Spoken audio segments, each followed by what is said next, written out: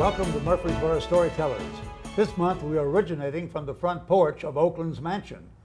The program is not necessarily about Oakland, which is a very historic part of our community, but it is about a very special couple, and we're pleased to welcome them to the program, Idalee and Bill Allen, longtime personal friends and members of the Exchange Club of Murfreesboro together, right, Bill? Charter members, John. I guess we're the last remaining charter members of the Exchange Club. We are.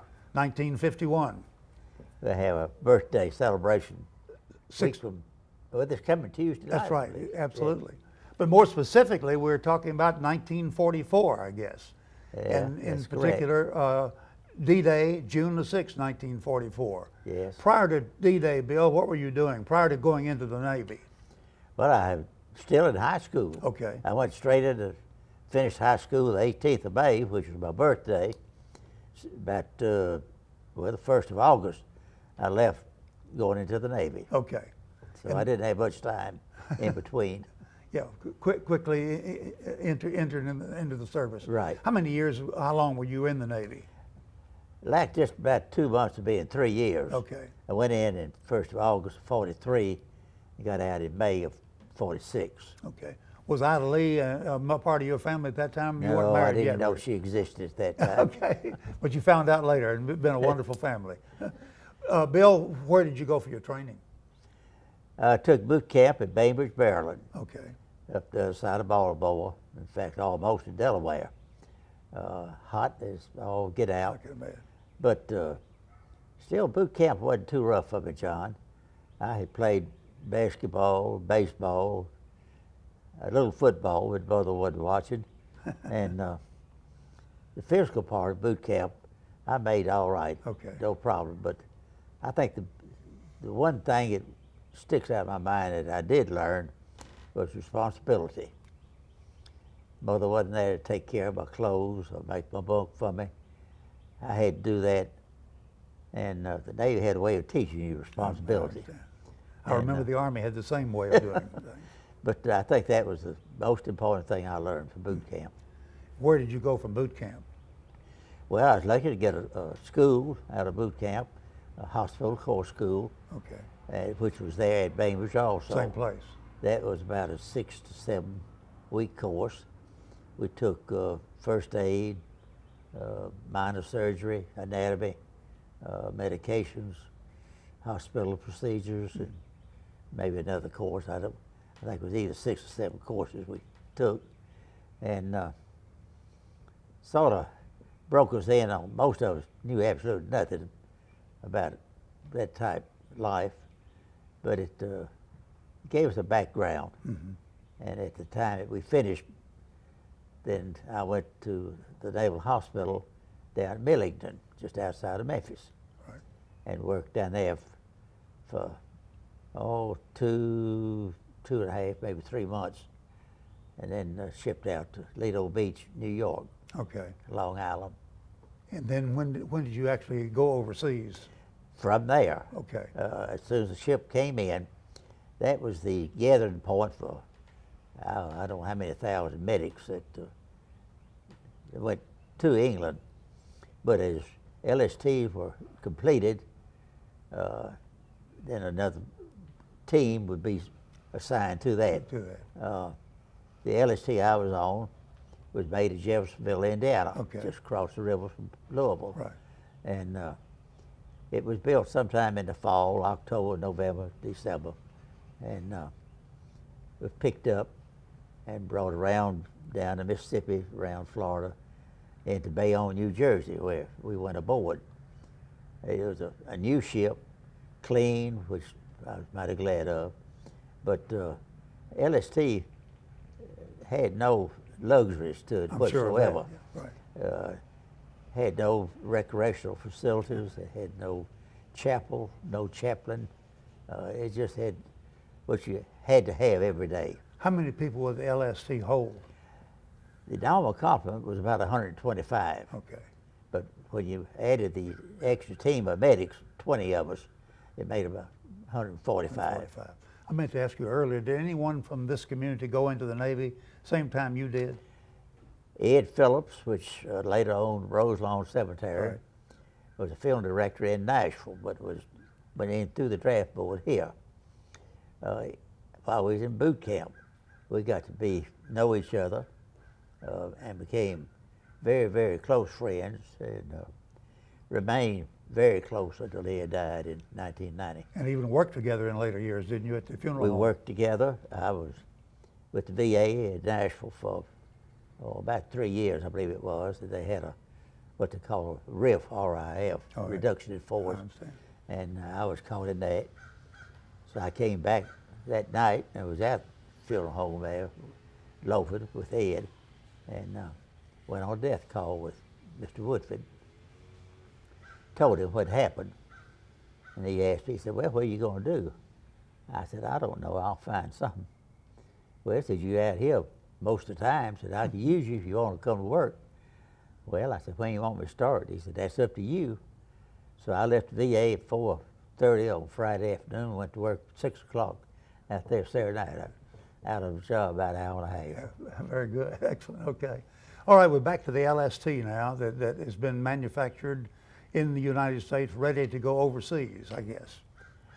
Or Well, not. after we went aboard, we left immediately and went up through New York on to Boston and stopped off there for 2 or 3 days. Did you go there on the LST? Oh, yes. Oh, yes, okay. I never left the LST until it went down. Oh, I see. And then on. Did you actually go across the Atlantic in the LST? We went across with the LST at Flat Bottom. Never has been a carnival ride Oh, my give you the goodness. thrill that did. I can imagine. Yeah, I can imagine. That's How it. long did it take the trip?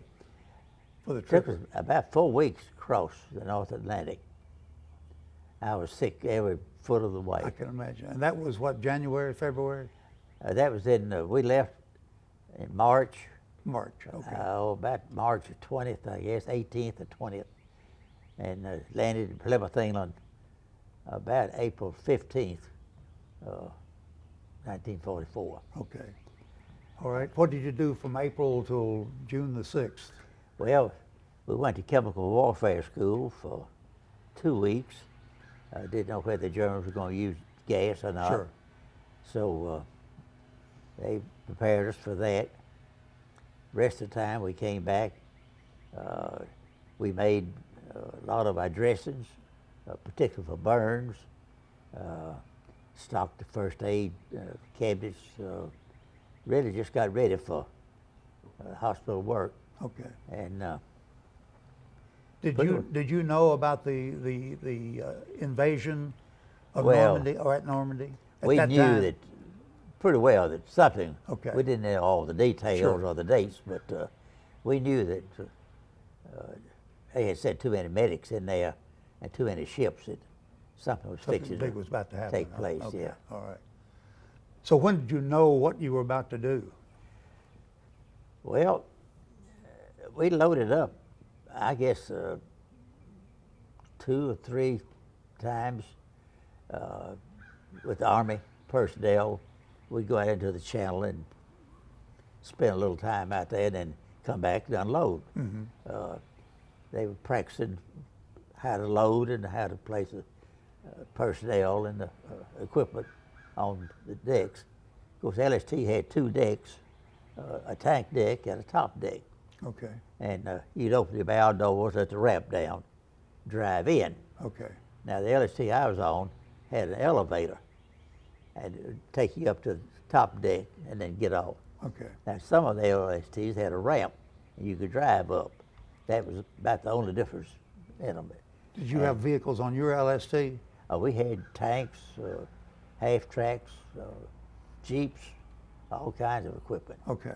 We carried all the way across. We were loaded heavy with boxes. They were crated. I don't know what all was in them, but I know we had some equipment.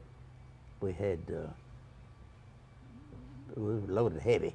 When did you find out what you were about to do? I guess actually, John, it was just before we went in. The night before we left England, we had loaded up and did not load that day, so we knew that something was fixing to break. Everything was left on board. So when we left the dock there, or the pier there in England, we knew pretty well we were headed into the Okay. D-Day. So how long did it take you to go across the channel? Oh, where we were crossing, I think it was about 80 and 90 miles. Okay. It would take us pretty well, 10 to 12 hours. Of course, when you left, the tide had to be just right. Sure. And when you hit the beach, the tide had to be full tide. Then we'd hit the beach and the tide go out. We'd be on dry land, so we could load and unload. Sure. Okay. But you had, all that done before the tide came back in. Right. So the tide really, Fairly quickly, I imagine. the tide really controlled our schedule. I hadn't thought about that. Okay, tell us about the event, Bill. Describe what happened and everything you went through and the thoughts you had and what went on when you did land. Well, we got in there on D-Day, and we were still fighting, trying to get control of the beach. Was it daylight at that time? Yes, Okay. when we first got in there it was. But we couldn't hit the beach because, as I say, it hadn't been secured.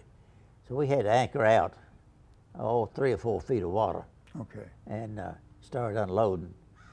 And many of the troops with the heavy backpacks and all the equipment they had, they'd go off the ramp, lose their footing, and simply drown right there at the end of the ship.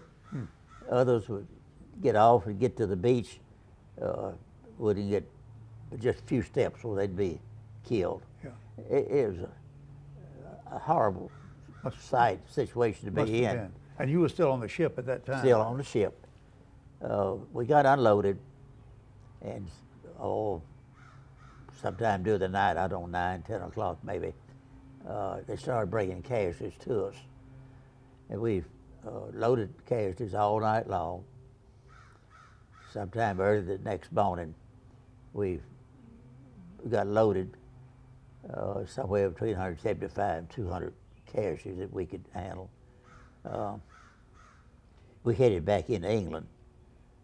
We hadn't gone very far until we lost one. And of course, Ed was, as I mentioned, Ed Phillips was the film director at that time. Well, he was put in charge of the death detail, and being the friends we were, he volunteered me to help him. You were on the same ship? He was on the same ship. We had some pretty serious words over that. I wasn't for that job. I can imagine. But He he were won. friends. You were He friends. won out. But we would take them into a area where we could prepare them, basically clean them up. They were muddy, bloody, very dirty, many of them, And dead? in death. Okay. These all had died. We'd clean them up, then try to find a dog tag or some identification where we could identify them, then wrap them in a blanket and put them in a cooler to keep until we get back to England, Sure. where they'd go to a morgue. It wasn't a very good job, certainly one that you look forward to, but one that had to be done. understand. And so that was basically what I done during the invasion, was take care of those that died Okay. on the way back on us. Now, did you get to take them back to England? We carried them back to England. They would meet us there. The wounded, they'd take to hospitals. Sure. Those that had died, they'd take to a morgue. As soon as we got unloaded, we'd load up with more equipment, more personnel, go back across. How many trips did you make back and forth? Made 3 complete trips, and we got hit on our 4th Oh, trip. you got hit on your 4th trip. As you were coming back? No, going in. You Going in. No, we had I don't between 150 and 200 Army troops aboard. We was taken in with all their Okay. equipment, tanks and what have you. We got in there, about 11 o'clock. Well, I said we were still 5 miles off from the beach, but we anchored out. PM or AM? AM. AM, okay. And anchored out a little bit. We began to eat chow. I had finished chow, came out on top top deck, and two soldiers standing outside the rail, and just started a conversation with them, and we talked for just a few minutes. One of them said, "But this is our truck right here. Let's just get in and sit down." So we did, and we hadn't been in that truck 3 minutes, I don't guess, until we hit this mine. And rather than a shell coming hitting you, hit a mine? we hit a mine that had been placed there for a ship that drew a lot of water, a battleship or something like that. Larger. It was deep in the water. Yeah, okay. But there was a storm in effect at that time, and 15, 20-foot swells. Okay. And just as we got right over it, one of those swells went out, and we just dropped right down on it. About midship, roughly about a third of it was just pulverized. I see. And anybody that was in that area was Destroyed. just gone. Yeah. How long it was the ship? 328 feet, Okay, all right. just a little bit longer than a football field. Yes. 50 feet wide. But the bow went this way and the stern went back that way. Ed was on the stern. I don't know a whole lot about it, how he got off, but I was on the bow. After we got hit, we got out of the truck, waited until all the debris had fallen, so we would have been injured, surely, or maybe crushed to death by some of the fallen debris. But so you were not impacted by the explosion then, personally? no, the explosion did. I was far enough away from it, and in this truck had protection. Sure. But they were jumping off. Some of them were unable to jump. I saw many laying there on the deck that had been killed. Some of them were still living but hollering for help. And the bow was going down, and waves were coming in. Every time it'd sweep a few more off. Sure. And that'd be the end of them. There you go. A terrible experience. How deep was the water that you were in at that time? How deep was it? 80 feet. 80 feet deep. 80 Okay. feet. All right. But I had stood there on the deck watching others jump and never come up.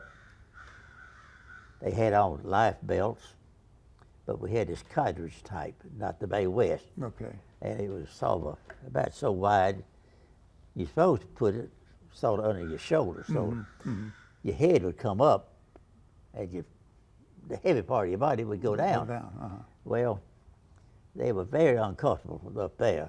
And most of them had to, and when they came up feet first. Oh, upside So that accounted for some of the drownings. But I'm standing there thinking, do I want to try to swim, or do I want to go down? The only choice I had was which way do I want to drown. That was really. Yes. And just about the last, what I thought was the last second before the ship would just really go down, I looked off over here on the port side, I guess maybe 100, 125 feet out there, with another fellow medic from down Baldwin, Mississippi. Name was Jack Hamlin. Jack hollered at me and he said, "Bill," said, "stay there." I said, "You can't swim out here." He said, "Stay there. I believe I can get in there to you." But he began to paddle and kick, and he did. He got in, I guess, 50 or 20 feet. I said, "Jack, I can jump that far." And I did, and of course made it. And we started trying to get away then. And we picked up 4 Army personnel as we were trying to get away. 2 of them wasn't hurt too bad. They could hang their arm over the side like we were doing. What were you in or on at that time? What did you jump into? Into the channel. Just in the water, wasn't it? That's what I thought. Yeah. So you were treading water then or swimming? In the channel. All right, okay. And but we picked these 2 out of the water, had to get them on the life raft, and one of them died on us before we. But we rode that life raft for, I don't know, John. I usually say 30 minutes, but give or take 20 minutes. You just didn't keep time. Oh, I understand. You were at what time like clocking that. it. But we were picked up by what we call a small boat, LCVP, or known as Higgins boat. You've probably heard of that. Yeah. And it was about 30 foot long, maybe 10 or 12 feet wide. Supposed to carry about 25 or 30 personnel. We transferred over into that boat and headed for the beach. Well, the swells were coming out, and we had a good coxswain. We had him, we still would have been drowned. But he had the knowledge of how to handle it, and he fought for I don't know how long. I can imagine. Finally, he said, well, I just can't make it into the beach. He said, there's no way I can get there. I said, let me see if I can get a ship that'll pick you up. So he made his way over to the side of a Liberty ship, a big tanker there, manned by the Birch Marines. And he asked the old skipper if he'd take any survivors. He said, I'll take all you bring me. Wonderful. So with that, we started unloading then and went aboard.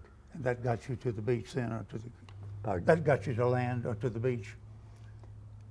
That ship was able to get you. The ship would have to come in. It could not hit the beach. It wasn't built like an LSC. Yeah, right. But he told us that you boys going down to Galley, order whatever you want to eat. We did, and I don't remember what I ordered, but Roy Daddy was good-looking food, wasn't Sure, it? I imagine. But couldn't eat a bite, John. Yeah, I understand. Couldn't eat a bite. I've never been in such a shape. So Jack was the same way. And a little bit he said, well, you boys have had a hard day. He said, I've cleaned out a compartment for you right down the passageway there. He said, go on down and go to bed. So we did, and rolled and tumbled. Sometime after midnight, I rolled over, and Jack said, Bill, you awake? I said, Jack, I think I'll never go back to sleep again. Yeah. He said, I can't sleep. Let's just get up. So we got up, went outside, sat on a little beach out there next to the bulkhead, spent the rest of the night out there just in the dark. So get us to the beach. How long before you actually got onto land?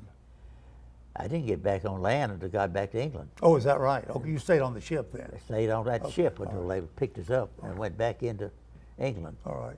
Let's fast forward then to the 70th anniversary of D-Day and the experience that you and Idalee had in going back over there and in effect reliving this experience, or at least being able to find your ship. How did that come about? Well, this was August of 2013. I received a call one morning, picked up the phone, the voice said, this is Doug Hamilton with PBS in New York City. Well, we get so many of these calls that I thought, yeah, I'm Donald Duck too. What are you selling? But I didn't. I treated him very decent. Okay. And he wanted to know if I was in the 300th Battalion of the Combat Engineers. Well, that's what we were loaded with when we got hit. Okay. And so I began to realize he was talking Legitimate, serious. yeah. So I told him, I said, no, sir. No, sir, I was not. I was in the Navy. He said, oh, you was in the Navy? I said, yes. He said, well, you been in Chancellor LST 523? I said, I was. He said, well, you on it when it was hit? I said, I was. He said, you're the one I'm looking for. Okay. So they started the conversation and talking about our health and told me that they were making this documentary. They had to make it in August because that was when the channel would be the calmest. Sure. And they could do the best filming. Right. And invited us back over there for 3 or 4 days to be filmed and interviewed. Now, Idalee, you got to go on the trip, right? And one of your daughters? Both Oh, both our daughters, okay. daughters went. Yes, I did get to go, and it was just unbelievable I'm sure. that it would happen. You know, Oh, just yeah. a once in a lifetime I'm sure. experience. Yeah. And Bill, you actually got to go down in the water, under the water, and see your ship, right? We got into Normandy about noon.